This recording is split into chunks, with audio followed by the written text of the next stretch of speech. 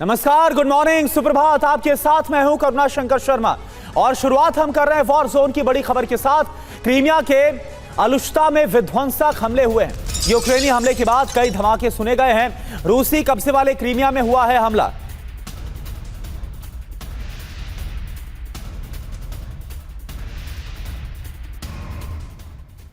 और देखिए एक और बड़ी खबर, चासिफ यार में रूस का घातक पलटवार हुआ। बुरातिया में रूस ने जबरदस्त हमला किया है। ड्रोन अटैक में यूक्रेन के रोबोट सैनिक का खात्मा हुआ। तो चासिफ यार की बड़ी खबर आपको हम बता रहे हैं, जहां पर रूस ने बड़े हमले को अंजाम दिया। बुरातिया में रूस ने जबरदस्त हमला किया है। ड्रोन हमला था यह और यूक्रेन के रोबोट सैनिक का इसमें खात्मा किया गया। वो रोबोट सैनिक जिसकी रिपोर्ट भी हमने आपको कुछ वक्त पहले दिखाई थी, कैसे रोबोट का इस्तेमाल यूक्रेन करता हुआ नजर आ रहा है वॉर जोन में। यूरोप के 10 देशों के रक्षा मंत्रालयों में स्वीडन की खुफिया रिपोर्ट पहुंचने के बाद सुरक्षा एजेंसियों की बैठकें हो रही हैं। स्वीडन की सेना प्रमुख ने कहा है कि रूस के राष्ट्रपति की नजर नेटो सीमा के एक द्वीप पर है।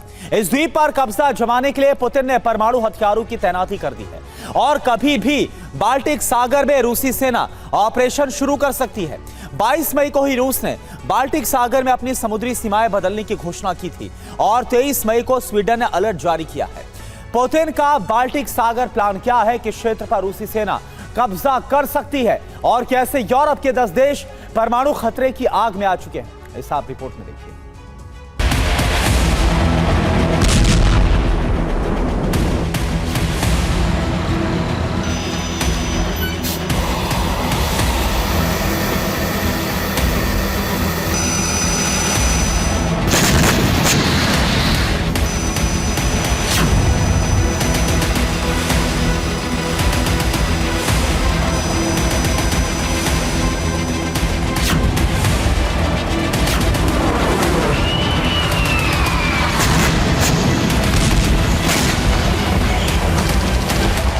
अब तक पुतिन ब्लैक सी से यूक्रेन पर हमले कर रहे थे, लेकिन अब बाल्टिक सागर का फ्रंट खुल चुका है और यहां पुतिन की सीधी जंग नेटो से छिड़ने वाली है।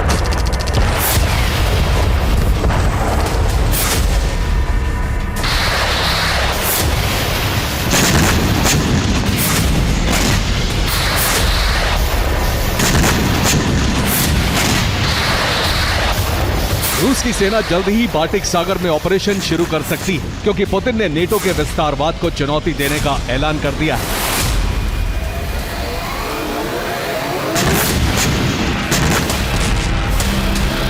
चीन से लौटते ही पुतिन ने बाल्टिक सागर में सीमाओं के विस्तार का ऐलान कर दिया है।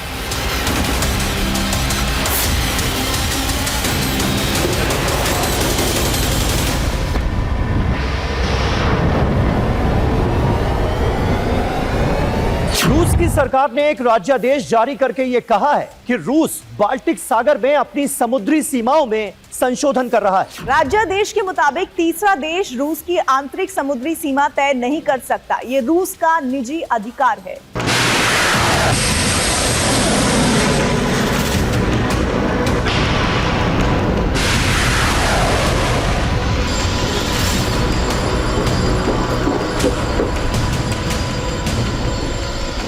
दरअसल क्रीमिया पर अमेरिकी और पश्चिमी देशों के लगातार हमलों के बाद पुतिन ने नेटो को घेरने के लिए बाल्टिक प्लान तैयार किया है।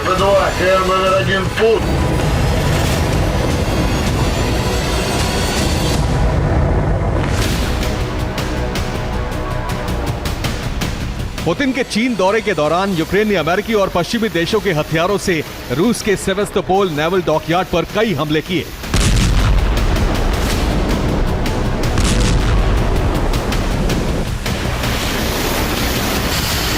इसके साथ साथ बेल्बेक एयरबेस पर कई फाइटर जेट और एयर डिफेंस सिस्टम भी ध्वस्त कर दिए।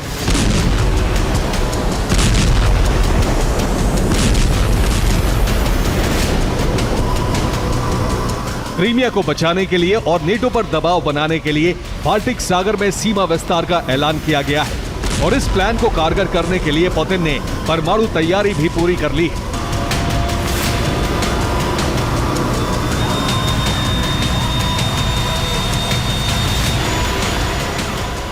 रूस ने सदर्न मिलिट्री डिस्ट्रिक्ट में टैक्टिकल न्यूक्लियर हथियारों की तैनाती कर दी है।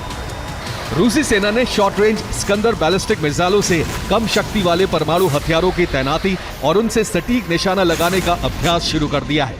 इसके साथ साथ किंजल हाइपरसोनिक मिसाइलों का इस्तेमाल भी किया जा रहा है। जॉर्जिया से लेकर यूक्रेन, लिथुआनिया, लातविया और एस्टोनिया की सीमा तक परमाणु युद्धाभ्यास हो रहा है। अगर रूस के बाल्टिक प्लान में नेटो ने बाधा डाली तो पुतिन परमाणु हमले का आदेश दे सकते हैं।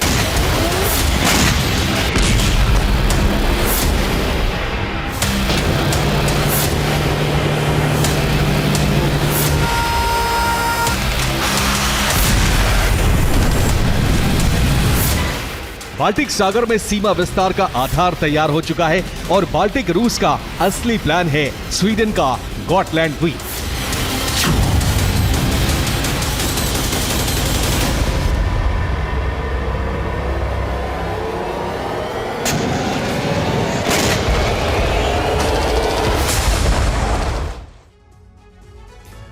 दरअसल बाल्टिक सागर से रूस के दो क्षेत्र सटे हैं। पहला है सेंट पीटर्सबर्ग। इस शहर से 140 किलोमीटर दूर बाल्टिक सागर में रूस का लावनसारी एयरफील्ड है। इस एयरफील्ड से 50 किलोमीटर आगे रूस का द्वीप गॉगलैंड है। गॉगलैंड को आधार बनाकर पुतिन एस्टोनिया से निकलने वाली नदी नार्वा के डेल्टा से लेकर फिनलैंड के कोतका तक रूस की सीमा मानते हैं। अब इसी गॉगलैंड द्वीप को रूसी जमीन का अंतिम छोर बताकर पुतिन बाल्टिक सागर में रूसी सीमा के विस्तार ऐलान कर चुके हैं। अब गॉगलैंड से पुतिन एस्टोनिया की राजधानी तालिन के तट तक और दूसरी तरफ फिनलैंड के हेलसिंकी तक रूसी सीमा विस्तार का प्लान तैयार कर चुके हैं। दूसरी तरफ बाल्टिक सागर से रूस का कैलिनिनग्राड एक्सक्लेव सटा हुआ है। कैलिनिनग्राड से पुतिन लिथुआनिया और लातविया की समुद्री सीमा को अपनी सीमा में मिलाकर गॉटलैंड आइलैंड तक पहुंचने का प्लान बना रहे हैं। गॉटलैंड आइलैंड बाल्टिक सागर के बीचों बीच है। गॉटलैंड आइलैंड पुतिन का टारगेट है। यह स्वीडन का द्वीप है। यहां पहले से स्वीडिश सैन्य बेस बना हुआ है। अब इस द्वीप पर नेटो सेनाओं की तैनाती बढ़ाई जा रही है। इस द्वीप पर सैन्य बेस को बड़ा करके नेटो के हथियार तैनात किए जा रहे हैं।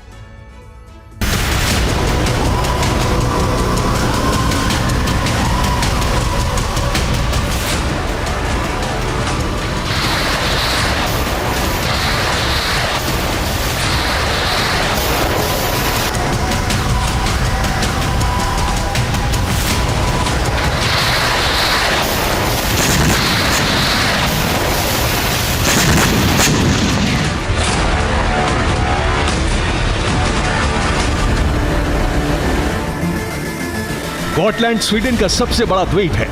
यह कैलिनिनग्राड और स्टॉकहोम के बीच पड़ता है।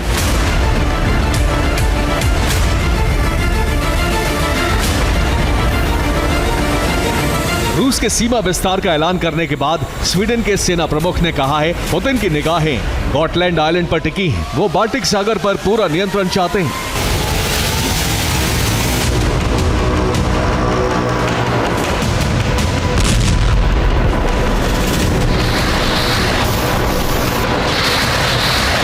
पुतिन बाल्टिक सागर पर कब्जा करके 10 देशों की घेराबंदी करने का प्लान बना रहे हैं।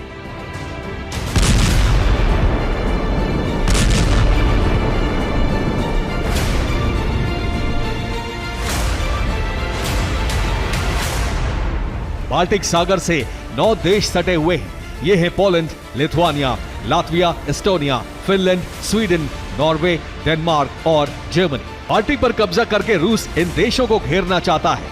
गॉटलैंड आइलैंड पर कब्जा होने के बाद ब्रिटेन के भी रूस बहुत करीब पहुंच जाएगा और यहां से बाल्टिक, नॉर्डिक और ब्रिटेन तक हमला करना बहुत आसान होगा।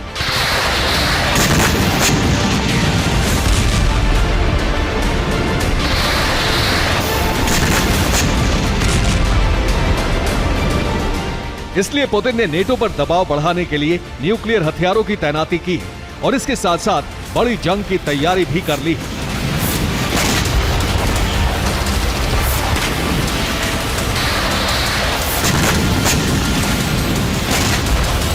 ब्रिटिश रक्षा मंत्रालय की रिपोर्ट है कि चीन से रूस को बड़े पैमाने पर हथियार सप्लाई हो रहे हैं। 22 मई को लंदन डिफेंस कॉन्फ्रेंस में ब्रिटिश रक्षा मंत्री ग्रांट शैप्स ने कहा कि यूएस ब्रिटिश इंटेलिजेंस की रिपोर्ट है कि चीन से घातक हथियार रूस पहुंच रहे हैं। ये नेटो संगठन के लिए चिंता का विषय है। युद्ध की शुरुआत में चीन शांति दूत बनने का दावा कर रहा था, लेकिन बीते 1 साल से बहुत बड़े पैमाने पर रूस को हथियार दिए हैं।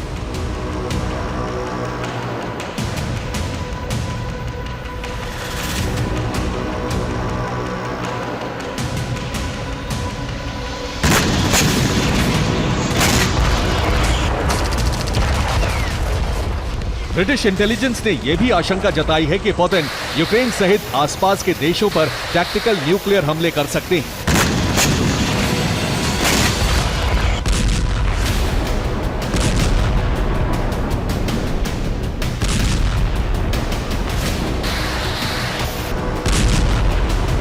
अमेरिका भी इस आशंका से घिरा हुआ है और इसीलिए यूक्रेनी सेना राहत बचाव एजेंसियों को न्यूक्लियर इमरजेंसी ड्रिल सिखाई जा रही है।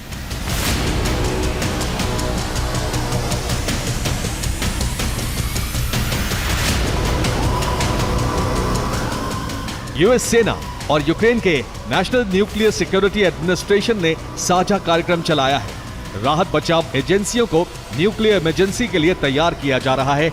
एजेंसियों को सिखाया जा रहा है कि न्यूक्लियर हमले के बाद लोगों को बचाने के लिए क्या करना है।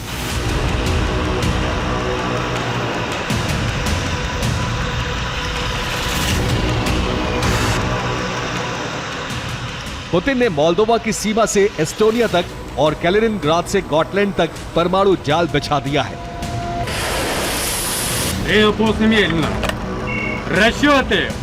उनके निशाने पर 10 देश हैं और पुतिन के यूरोप साम्राज्य विस्तार रण का पहला चरण शुरू हो चुका है। Bureau report, TV9 Bharatvarsh. और वॉरजोन से एक और बड़ी खबर, खार्किव पर रूस का विध्वंसक हमला हुआ। खार्किव की एक बड़ी इमारत तबाह हो गई इस हमले में। रूस के हमले में 6 लोगों की मौत की खबर सामने आ रही है, 16 लोग घायल हो गए हैं, ये कहा जा रहा है। मलबे में कई लोगों के अभी भी दबे होने की आशंका है। तस्वीर हम आपको दिखा रहे हैं खार्किव की।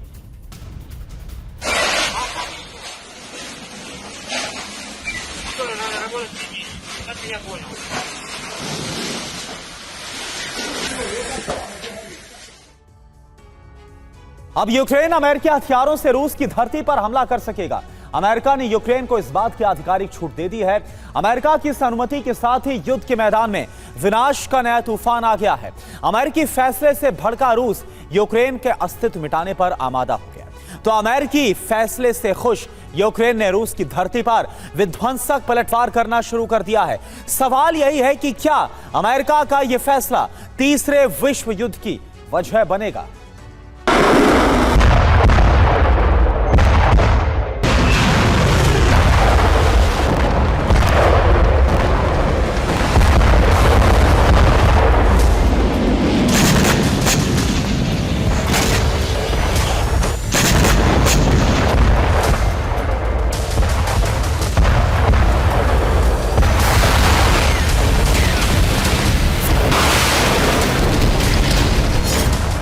रूस यूक्रेन युद्ध तीसरे विश्व युद्ध में बदलने जा रहा है।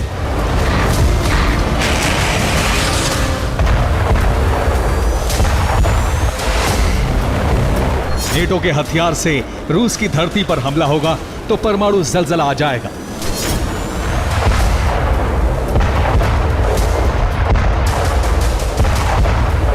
ना तो नेटो मान रहा है ना ही रूस, इसलिए एटमी विनाश निकट आ गया है।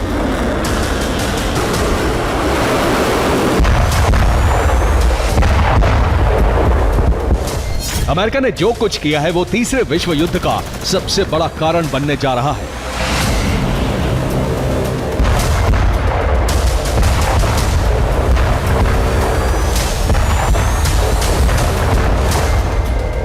अमेरिका ने यूक्रेन को अमेरिकी हथियारों से रूसी धरती को दहलाने की इजाजत दे दी है। इतना ही नहीं, अमेरिका ने यूक्रेन को पश्चिमी देशों के हथियारों से मॉस्को में भी धमाका करने की छूट दे दी है।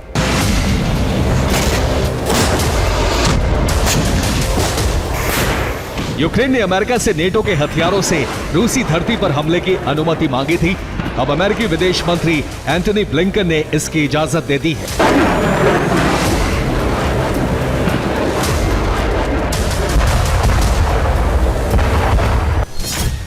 इसके तहत अब यूक्रेन अमेरिकी हथियारों से रूस पर हमले कर सकेगा।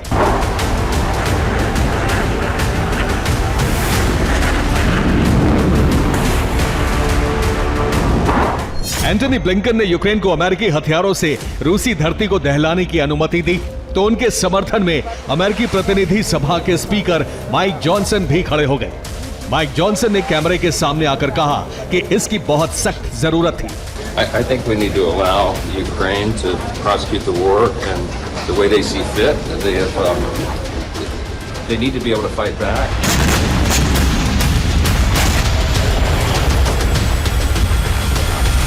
तो यूक्रेन को अमेरिकी हथियारों से हमले की अनुमति मिल चुकी है। इसका मतलब यह हुआ कि यूक्रेन अटैकम्स और हाइमर्स जैसे हथियारों से न सिर्फ युद्ध के मैदान में हमले करेगा, बल्कि रूस के अंदर टारगेट को भी तहस नहस कर सकेगा।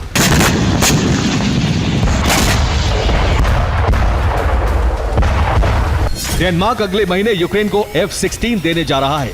इसके बाद फिनलैंड भी यूक्रेन को F-16 देगा।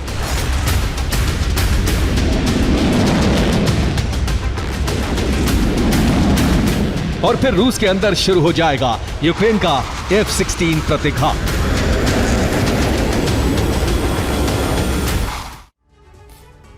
नेटो देश जल्द ही यूक्रेन को F-16 फाइटर जेट देने जा रहे हैं और इसके बाद युद्ध का मैदान पूरी तरह से बदल जाएगा। F-16 चौथी पीढ़ी का लड़ाकू विमान है।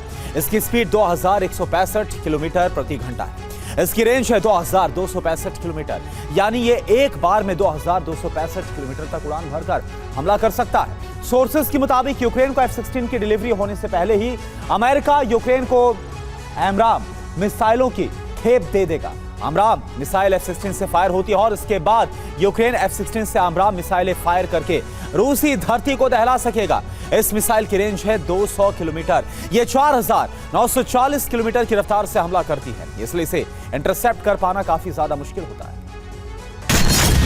यूक्रेनी फोर्स ने डोनेस्क में रूस के Su-25 को तबाह कर दिया। इस महीने यूक्रेन अब तक रूस के 5 Su-25 लड़ाकू विमानों को भस्म कर चुका है।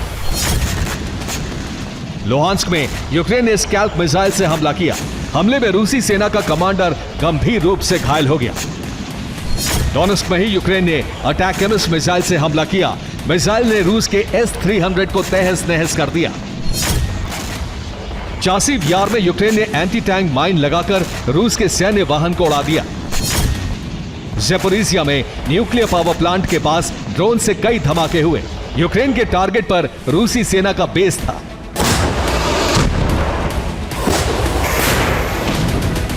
जाहिर है युद्ध की ये आग तब और भी भयावह हो जाएगी जब ज़ेलेंस्की और उनकी सेना को F-16 फाइटर जेट मिल जाएंगे। इसके बाद यूक्रेन मॉस्को तक हमले करने में सक्षम हो जाएगा। यूक्रेन का यही वो हमला होगा जो तीसरे विश्व विनाश की वजह बनेगा। Bureau report, TV9 Bharatvarsh. चलिए रुक कर रहे हैं वॉर जोन की बड़ी खबर का। ईस्टर्न फ्रंटलाइन पर रूस की बमबारी। सुखोई 34 से गिराए गए F-500 बम बमबारी में यूक्रेन के कई मोर्चे तबाह हो गए। यूक्रेन के 72 सैनिकों की मौत का दावा।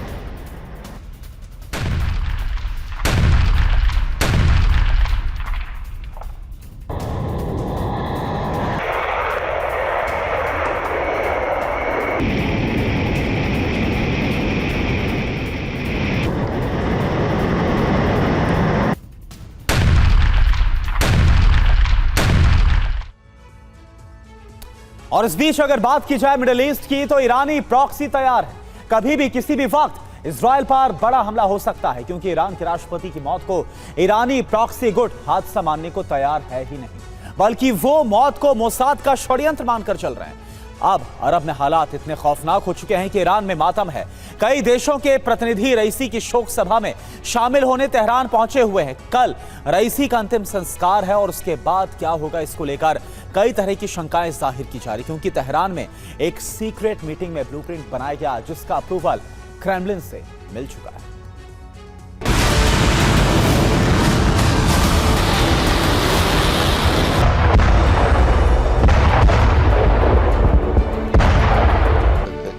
रईसी की मौत के बाद पूरे ईरान में मातम पसरा है।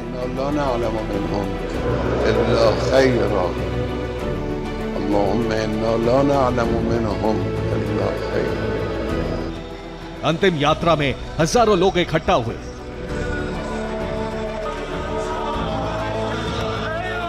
लोग रोने लगे। रईसी के ताबूत को एक बार छू लेना चाहते थे।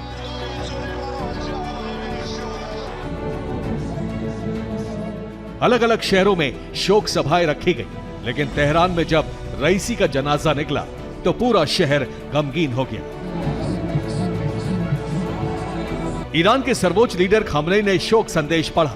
इस दौरान लोग, कई देशों के प्रतिनिधि और ईरान के टॉप लीडर्स, सेना के कमांडर्स मौजूद थे।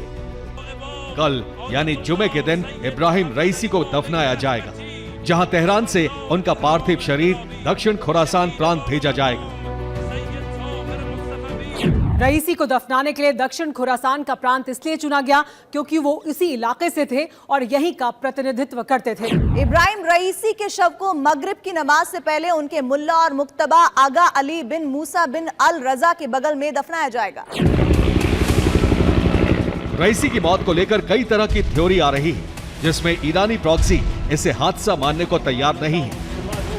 इसलिए उन्होंने इजराइल और अमेरिकी सैन्य ठिकानों पर हमले तेज कर दिए हैं।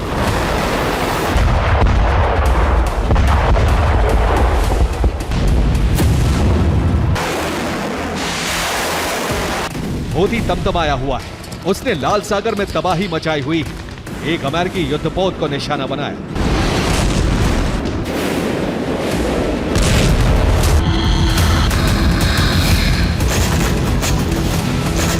हिजबुल्लाह ने इजरायली बॉर्डर पर मिसाइलें दागकर युद्ध का ऐलान कर दिया।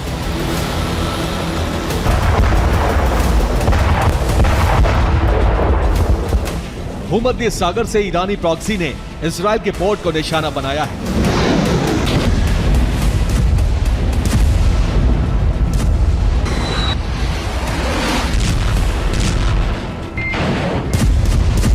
इसके अलावा गाजा से हमास लड़ाके सुरंग से निकलकर भाग रहे हैं।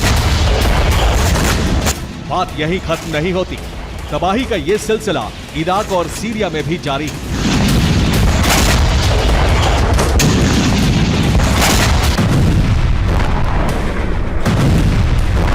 जहां से ईरानी प्रॉक्सी अमेरिकी सैन्य ठिकानों पर हमले कर रहे हैं और तबाही का ये फरमान आया है तेहरान से। रईसी की मौत से ईरानी प्रॉक्सी इतना भड़के हुए हैं कि उन्होंने इजराइल को खाक में मिलाने की तैयारी कर ली है। ईरान में रईसी के अंतिम संस्कार में कई देशों के प्रतिनिधि जुटे हैं और इस दौरान एक सीक्रेट मीटिंग भी हुई। उस मीटिंग में एक रणनीति तैयार की गई है। बस इंतजार है, जैसे ही रईसी का अंतिम संस्कार होगा उसके बाद इजराइल दहलने लगेगा।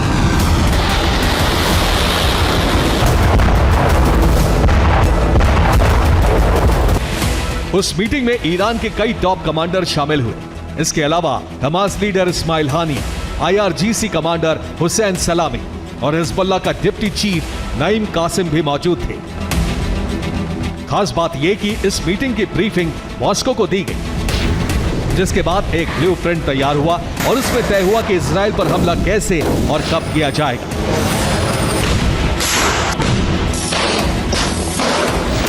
यानी इजराइल की तबाही का पहला पार्ट तेहरान में लिखा गया।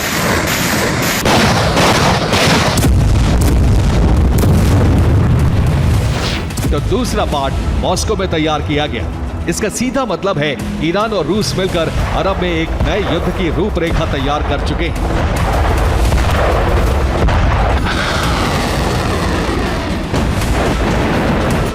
युद्ध कब और कैसे शुरू होगा, इसका ऐलान भी रईसी के अंतिम संस्कार के बाद कर दिया जाएगा। ऐसा कहा जा रहा है कि रईसी के अंतिम संस्कार के तुरंत बाद ईरानी प्रॉक्सी इजराइल पर हमला कर सकते हैं। इसके लिए हूती ने लाल सागर में घेराबंदी कर ली है। वो रॉकेट अटैक कर सकता है और साथ ही इजराइल पर मिसाइलें भी दाग सकता है। इसके अलावा भूमध्य सागर की तरफ से ईरानी प्रॉक्सी इस्लामिक रेजिस्टेंस सी ड्रोन से इजरायली पोर्ट को दहला सकते हैं, जबकि हमास एक बार फिर से 7 अक्टूबर जैसा हमला कर सकता है। उसके लड़ाके रॉकेट स्ट्राइक से इजरायली शहरों में तबाही मचाने को तैयार है। सीरिया में कुद्स फोर्स अमेरिकी सैन्य ठिकानों और इजराइल की मिलिट्री बेस पर हमला करने की तैयारी में है, जबकि इराक में ईरानी प्रॉक्सी कताइब हिजबुल्लाह यही काम करने के लिए बेचैन है। लेबनान में ईरानी प्रॉक्सी हिजबुल्लाह ने तो इजराइल की बॉर्डर मिलिट्री पोस्ट पर हमला तेज कर दिया है, जबकि ईरान की आर्मी तैयार है। जैसे ही रईसी की मौत में साजिश के सबूत मिले तो फाइटर जेट इजराइल पर बम बरसा सकते हैं।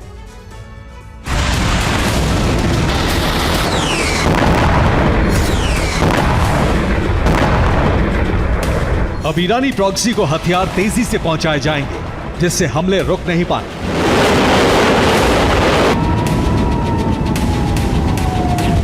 और लगातार IRGC क्रेमलिन के संपर्क में रहकर रणनीति पर काम करता रहेगा।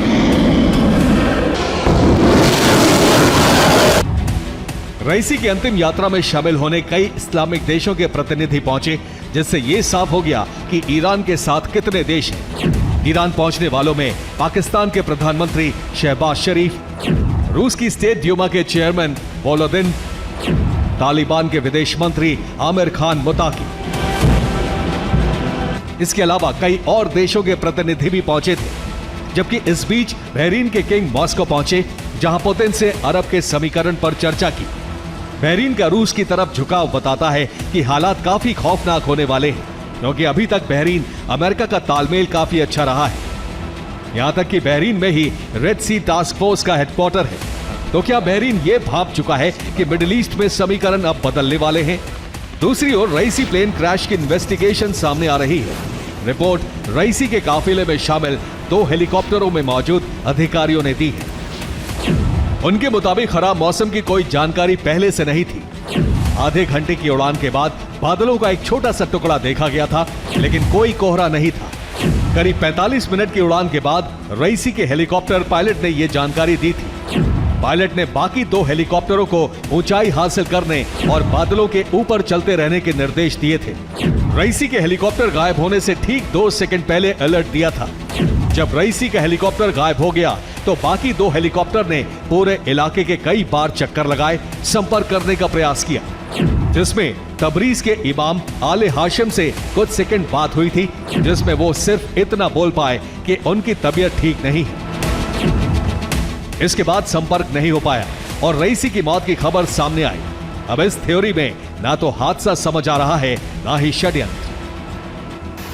बस यहीं से इजराइल और पश्चिमी देशों के खिलाफ खेल शुरू हो जाता है। ईरानी प्रॉक्सी गाजा को लेकर पहले ही तमतमाए हुए हैं। अब रईसी की मौत पर वो इसे साजिश समझ रहे हैं, जिसका बदला लेने के लिए इजराइल विध्वंस का एक और अध्याय शुरू हो सकता है।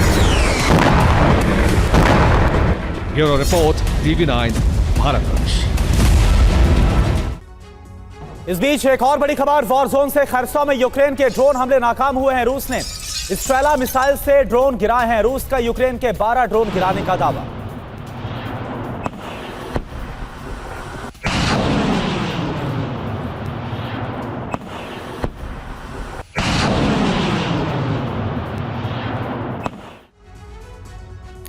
कई दफा चीनी वायुसेना के लड़ाकू विमान ताइवान की सीमा में जबरन घुसपैठ करते हैं। अक्सर पीएलए जासूसी ड्रोन के जरिए ताइवान सेना से जुड़ी जानकारियों को जुटाता है। और सिर्फ इतना ही नहीं, कई बार तो चीन के जंगी बेड़े ताइवान की समुद्री सीमा में दाखिल भी हो जाते हैं। मगर पहली बार जिनपिंग की सेना ताइवान पर चढ़ाई की तैयारी कर चुकी है। रिपोर्ट आप देखिए।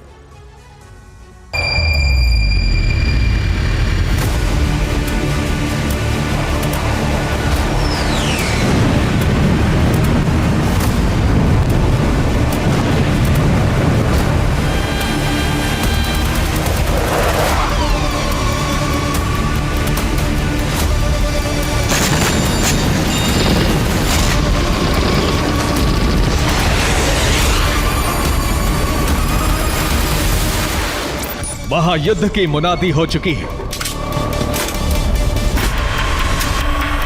ब्लू वॉर जोन में 2 मुल्कों के बीच तनातनी बढ़ चुकी है। आशंका जताई जा रही है कि किसी भी वक्त दक्षिण चीन सागर में बारूदी भूचाल आ सकता है।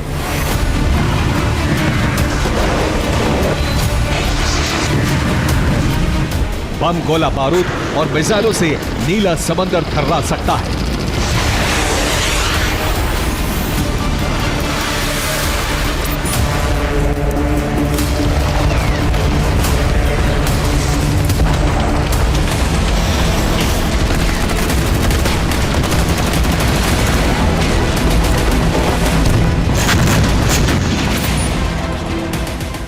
दरअसल ब्लू वॉर जोन के 7 मोर्चों पर ड्रैगन की फौज, उसके जंगी बेड़े विस्फोटक हथियारों के साथ लैस होकर तैयार है। इतना ही नहीं, आसमान में चीनी वायुसेना के लड़ाकू विमानों ने भी मोर्चा संभाल लिया है। मकसद साफ है, एक मुल्क का वजूद मिटाना, उस पर समंदर और आसमान के रास्ते जोरदार प्रहार करना और दक्षिण चीन सागर समेत ईस्ट एशिया के इलाके में अपना दबदबा कायम करना।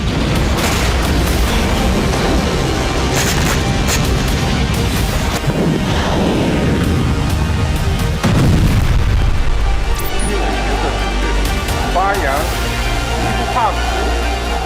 अपने इसी प्लान को अंजाम देने के लिए जिनपिंग की सेना ने ताइवान के खिलाफ अब तक के सबसे बड़े युद्धाभ्यास का आगाज किया है, वो भी ताइवान और उसकी समुद्री सीमा से महज चंद किलोमीटर की दूरी पर। असल में चीन की ईस्टर्न थिएटर कमांड ने जॉइंट मिलिट्री ड्रिल शुरू की है, जिसमें चीन की तीनों सेनाओं के साथ रॉकेट फोर्स भी शामिल है।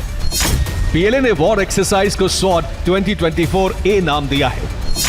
ताइवान के चारों तरफ पीएलए इस युद्धाभ्यास को अंजाम दे रही है। ताइवान स्ट्रेट समेत 7 अलग अलग फ्रंट पर जॉइंट ड्रिल जारी है।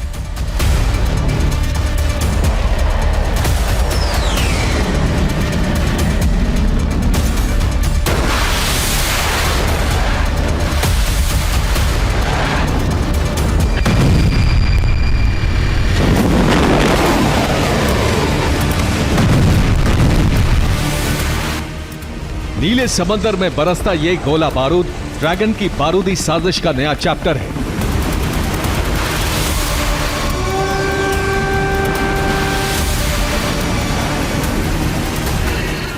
क्योंकि अब तक तो चीन की सेना ताइवान स्ट्रेट और उसके आसपास के इलाके में सिर्फ घुसपैठ करती थी, ताइवान को उकसाने के लिए ड्रोन के जरिए जासूसी करती थी। मगर पहली बार ड्रैगन ने 7 मोर्चे पर ताइवान का घेराव किया है और इस घेराबंदी को युद्धाभ्यास का नाम दिया है। मगर सच तो यह है कि चीनी प्रेसिडेंट जिनपिंग के टारगेट पर सीधे तौर पर ताइवान है। आखिर कैसे, यह भी जान लीजिए। दरअसल दक्षिण चीन सागर में ताइवान और चीन के बीच मौजूद है ताइवान स्ट्रेट, जो दोनों मुल्कों को 2 हिस्सों में बांटता है। मगर चीन की eastern theatre command Taiwan straight में करीब 145 किलोमीटर अंदर तक आकर स्वॉर्ड 2024A युद्धाभ्यास को अंजाम दे रही है। ताइवान स्ट्रेट के 2 इलाकों में चीन के युद्धपोतों ने मोर्चा संभाल रखा है। इतना ही नहीं, ताइवान के उत्तर, पूर्व और दक्षिण में मौजूद समुद्री इलाकों में चीन के जंगी बेड़े गोला बारूद बरसा रहे हैं। मतलब ये कि चीन ने करीब 7 अलग अलग फ्रंट से ताइवान की चौतरफा घेराबंदी कर ली है। इसके अलावा चीन के मिलिट्री दक्षिण चीन सागर में मौजूद केनमिन, मात्सु, वोकियो और डोंगियन इलाकों में बारूद बरसा रही है। स्पेशल रॉकेट फोर्स के जरिए ताबड़तोड़ हमले कर रही है।